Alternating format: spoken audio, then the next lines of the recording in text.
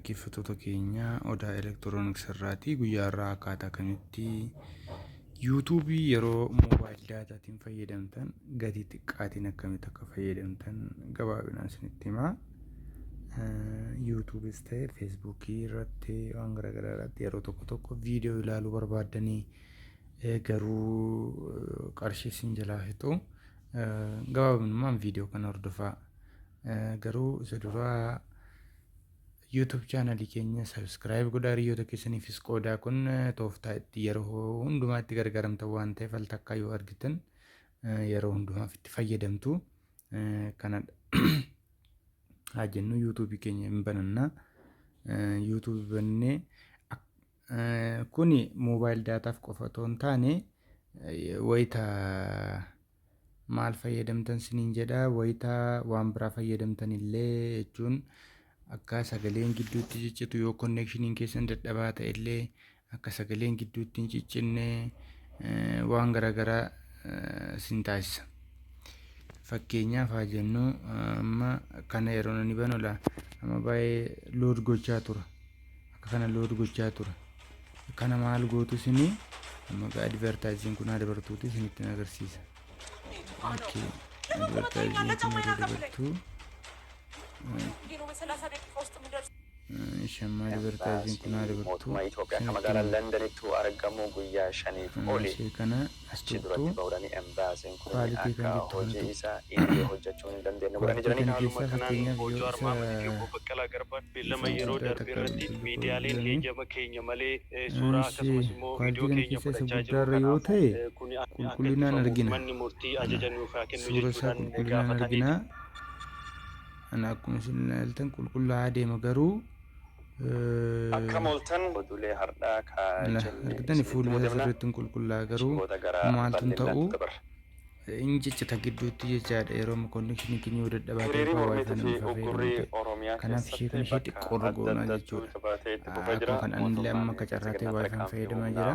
Haa jennu wifi sabati daataatiin fayyadamaa ta'es maaltu ta'a kwaalitiin isaa akka kanatti gadi bu'a yeroo kanatti kwaalitii isaa kan fayyadamnaa jechuudha. Kana walumaa gala gatii xiqqaatiin daataa xiqqaatiin akka fayyadamu taasisa. Kan biraan yeroo connection xiqqaa fayyadamnu connection speed isaa gadi bu'aa yeroo fayyadamnu yeroo ammaa kana waan kanaaf yeroo connection speed isaa gadi bu'aa fayyadamnu akka viidiyoon gidduutti hin ciccinne taasisa. Inni maaltu gochuun kwaalitii isa gadi bu'aa filachuun kwaalitii gadi bu'aa yeroo baay'ee meeqatu jira 444 jira achirratti haga 1,080 jira viidiyoon baay'ee isa ol darbees kana angoorraa inni qabuun biltsiginaan Oromiyaatti Amaaraa murteessanii jiranii garuu bakka isa eenyutu bu'aa kan jedhu biltsiginaa Amaaraatti Oromiyaatti falmii kaasee jira.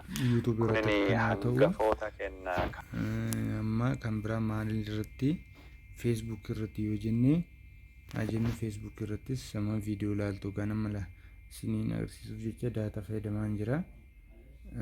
Jennu viidiyoo tokko bannee ilaallee chimanraatiin jennu viidiyoo kan dhaggeeffachuu barbaanna garuu miliqee bahee wajjin haala biyya keessa jiru hunda odeeffannoo qabadhe isin biraan ga'uudhaaf dhufeetiin jira. Saajii mallattoon seetingii jirtirra magarsaa eenyutu ajjeese kan jedhuuf kana dhiisneetu viidiyoo tokko bannee ilaalla. Viidiyoo tokko bannee ilaalla fakkeenyaaf. Okay, this indeed.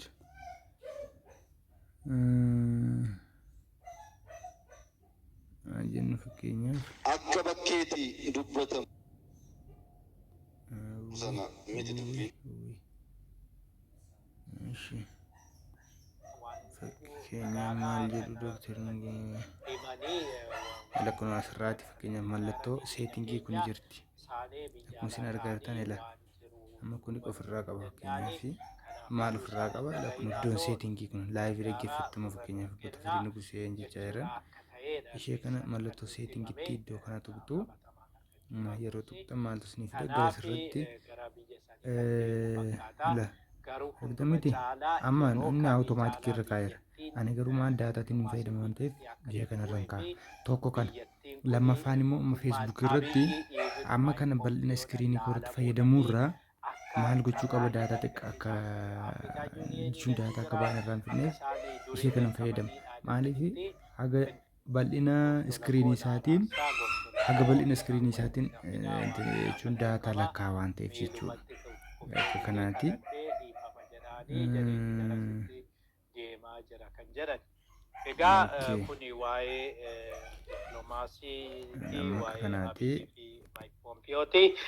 Gama biraatiin oduun keenya arfaffaan Gujiitti waraanni guddaan gaggeeffamaa jira jedha. Oduun garasiinuu qaqqabee akka gabaasa kanaatti Gujiitti waraanni guddaan kan daataa xiqqaatiin yettoo kan biraa maa'inni ani isin agarsiisu maa jennu.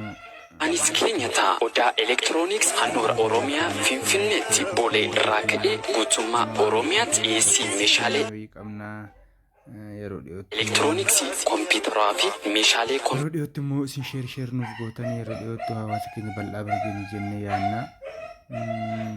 Kanadha bilbilootaa fi waan garaagaraa ni qabna. Akkaataa kamitti weebsaayitii mataa keessanii deevelop gochuu akka dandeessan fakkeenyaaf kuni odaoromoo.com kan jedhu nuti tolaan deevelop godhanneetu yookaan hojjetanneetu warri weebsaayitii peejii fi waan garaagaraa qabdan immoo weebsaayitii akkamitti akka deevelop gootan asirratti isinii kenneera. Isa kanas peejii isaa gadhiifamee ammayyaan aappiliikeeshiniiwwanii fi bu'aa ilaalachuu dandeessu. Galatooma ammallee YouTube keenya subscribe gochuun hin dagatina. Daataa xiqqaatiin akkaataa kamiin YouTube fayyadamuu akka dandeessan maal gochuu akka qabdan isinitti himeera. Warreen duubara dhuftaniif kwaalitii iddoo jettu tuqxanii asirraati kwaalitii ishee xiqqoo filattu. Kwaalitiin asii gadi ammaa jennu otoo viidiyoo biraa bannee kan kwaalitii guddaatiin gadhiifamee jira. Amma kan warra miidiyaa fa'aa waan garaagaraa yeroo baay'ee kwaalitii guddaa qaba. August 24th, 2020.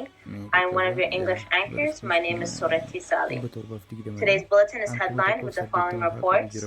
Civil Oromo protest movement maintains momentum across regions of Oromia and around the world. Bail granted for detained senior leadership. Oromo Federalist Congress. Daataan lakkaa'us guddaadha waan ta'eef jechuudha. Kanadha galatoomaa isin jenna odaa elektirooniks subscribe godhaa galatoomaa.